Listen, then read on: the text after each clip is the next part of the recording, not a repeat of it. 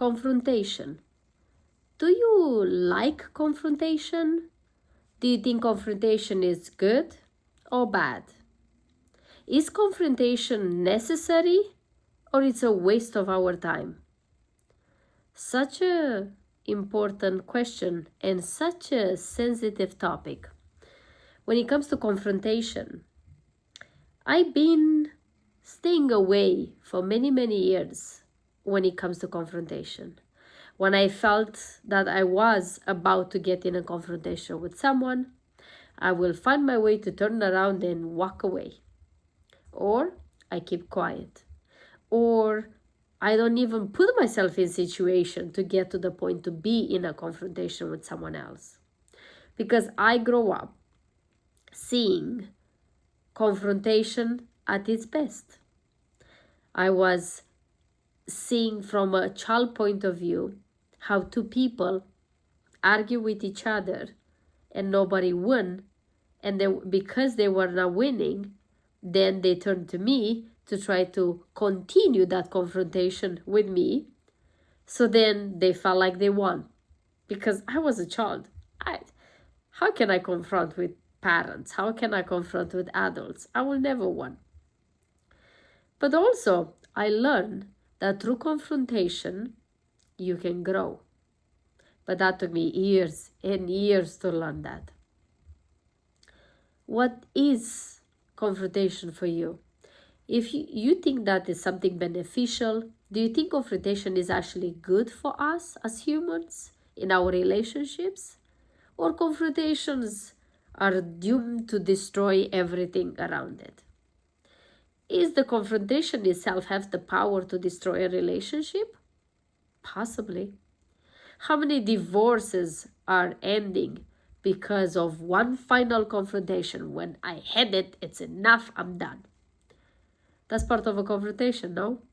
That didn't end the way that that person wanted. So then they end it or they quit.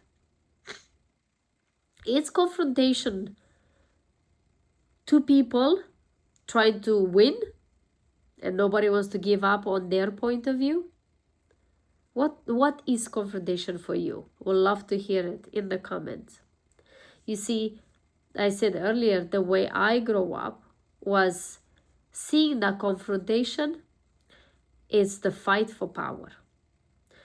So seeing that, I understood that the only way you can gain power is by raising your voice and by trying to put your point of view, or like say me, to put my point of view until I get my point of view as a winner and until the other person give up.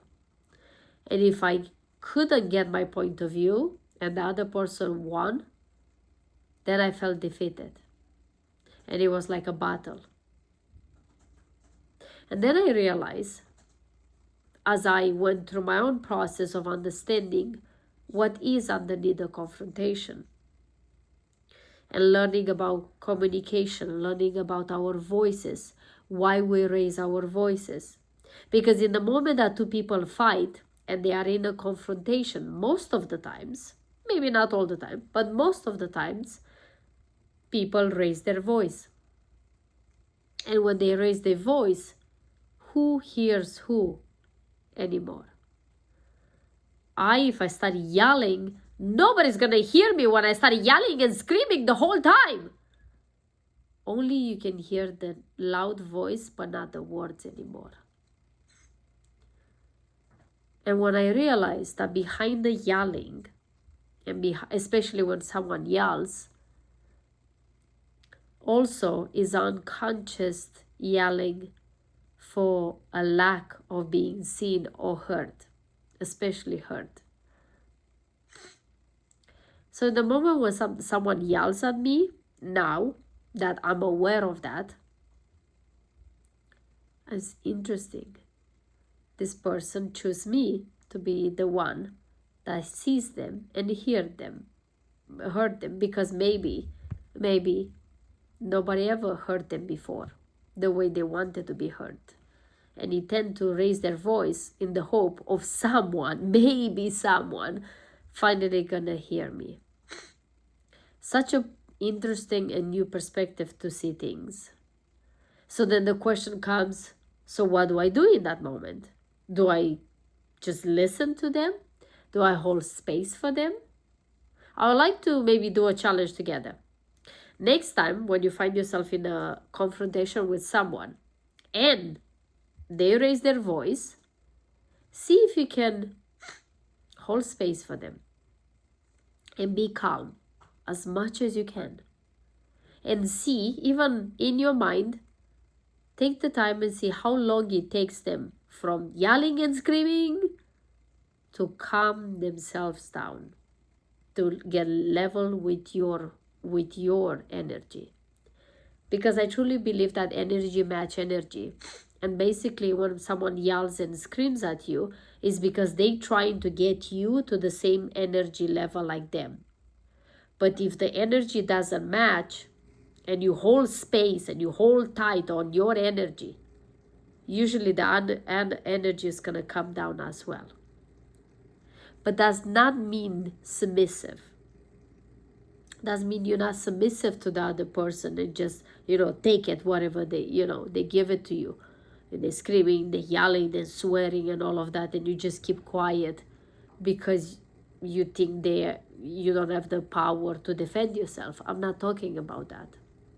I'm talking about in a situation when the other person is raising their voice and in a confrontation with you, to think of one phrase that changed everything for me. Do you want to be happy or do you want to win? And that was for me, that person actually it was a question. He asked me, do you want to be right or do you want to be happy? And that for me helped me to change my opinion when it comes to confrontations and when it comes to what is my intention when I'm deciding to go in a confrontation. Do I want to be happy or do I want to be right? Food for thought. Thank you so much for watching. Would love to hear your opinion. How do you deal with confrontations? What a confrontation means to you? They are healthy confrontations or that's not such a thing? Would love to hear your opinion on this. Thank you so much. If you like what you hear, please share this video with someone else. And also, if you didn't subscribe yet, please subscribe. Hit the subscribe button. It's not gonna cost you anything. We'll appreciate you tremendously if you do so. Thank you. I will see you tomorrow. Until then, you know the deal. Live your life like it's truly, truly yours. Bye-bye.